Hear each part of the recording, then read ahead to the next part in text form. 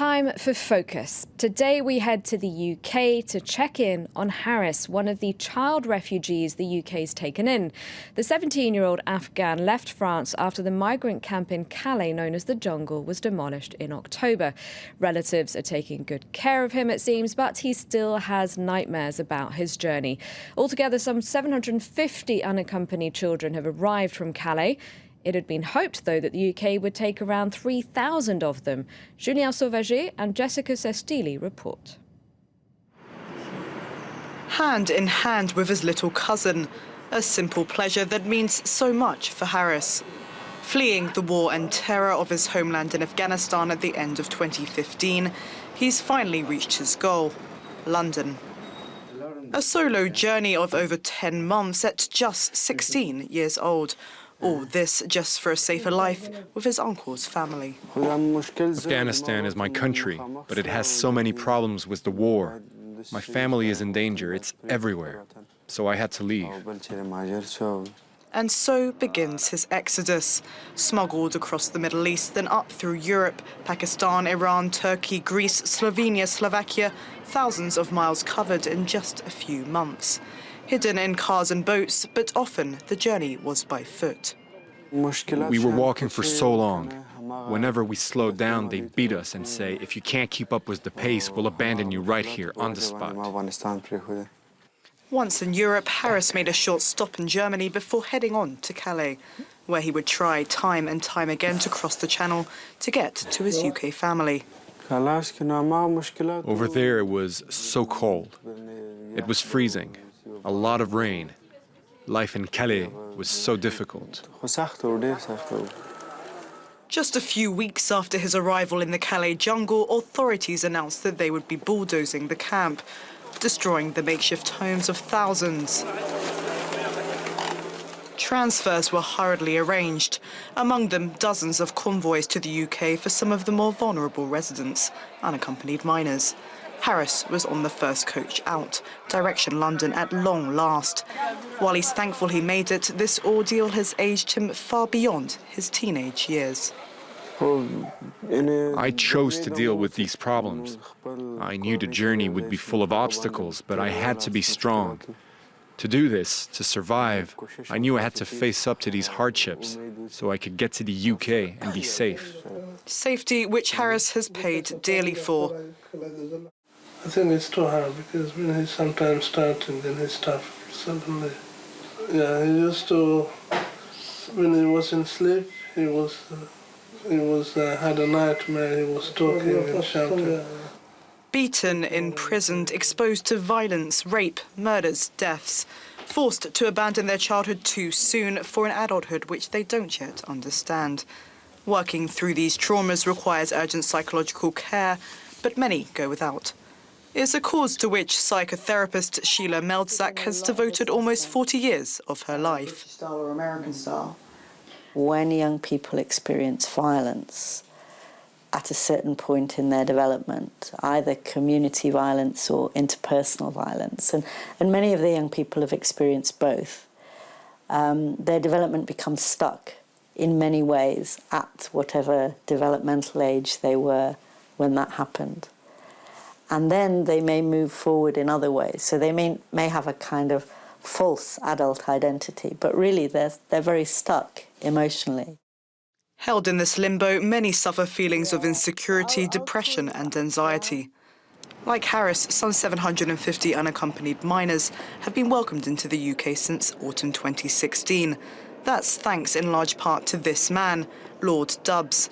His pressure on the UK government led to changes in May to the UK's Immigration Act concerning refugee minors. A move that brought their plight to the centre stage of the British public eye, bringing with it a closer focus on EU laws regarding asylum seekers. There's a danger of criminality, prostitution, trafficking, drugs, all sorts of horrible things that could happen. And as I say, the Italian authorities apparently said 10,000 children had actually disappeared. It's a terrible thing, children disappearing in modern Europe. So the amendment seemed very, very urgent indeed. And of course the Calais situation gave it added impetus because so many of the children were in Calais. Despite the urgency of the situation for many young refugees, since the UK's vote in favour of leaving the EU back in June, Brexit plans have become a priority, including curbing immigration numbers. The grand plans of welcoming some 3,000 vulnerable migrants have been brought to a standstill. As for Harris, he's still getting to grips with his new life.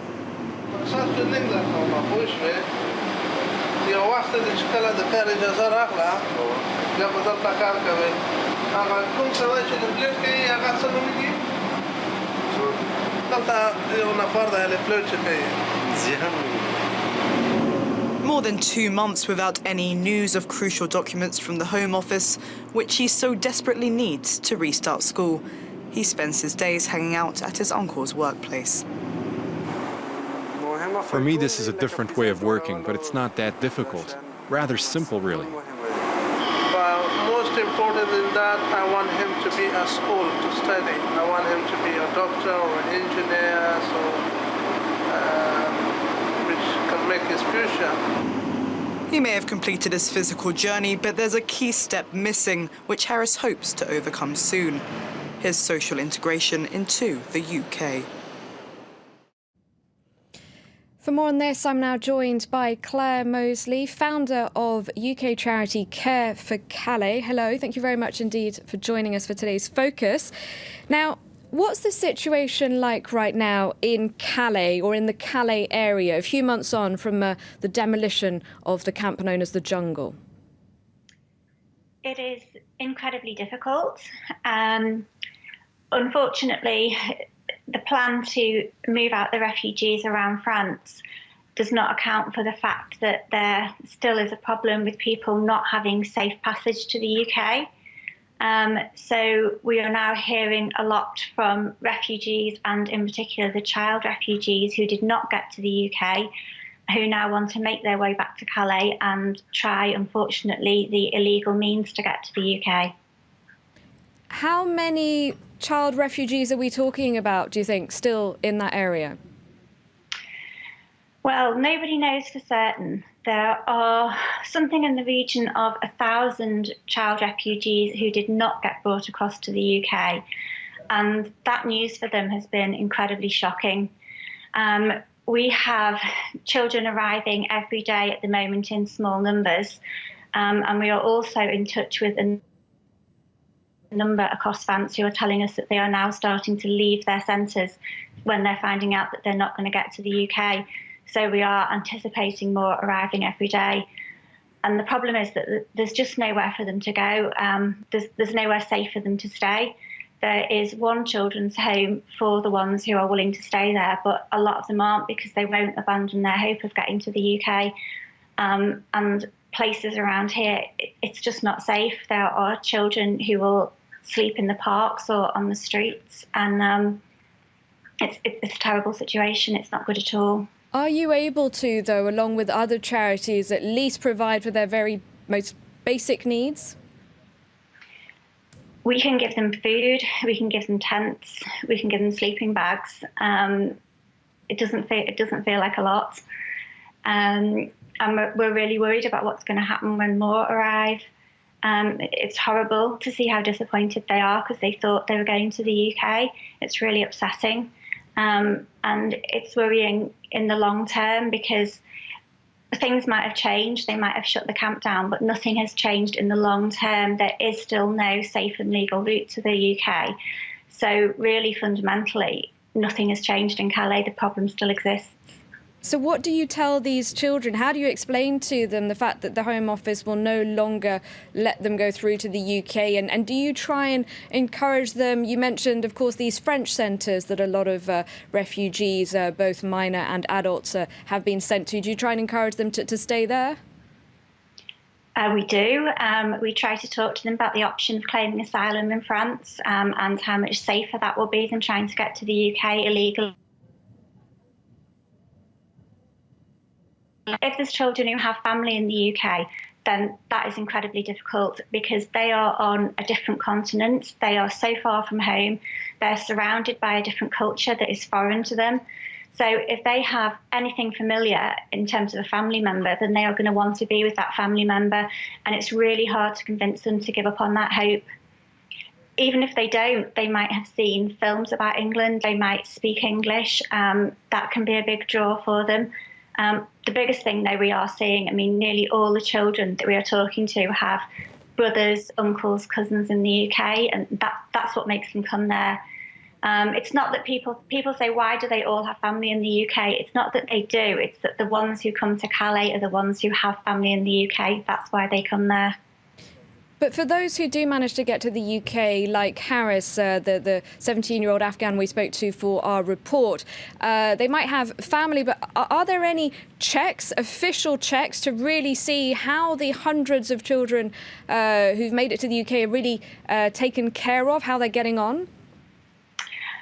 I don't have a lot of information about what happens in the UK because I have my hands full here, and there certainly should be. But yeah, I'm not very involved in what happens in the UK, I'm afraid. All right. Not a problem. Just a quick word then on how you see the situation evolving. Do you think it might get worse for refugees in Europe? I really don't see how it can do anything other than get worse, I'm sad to say. All right. Well, it's a shame to leave it on that negative note, but thank you very much indeed for your time, Claire Mosley from the UK charity Care for Calais. And thank you for watching. We're going to go to a break. I'll be back at the top of the hour with a full news roundup.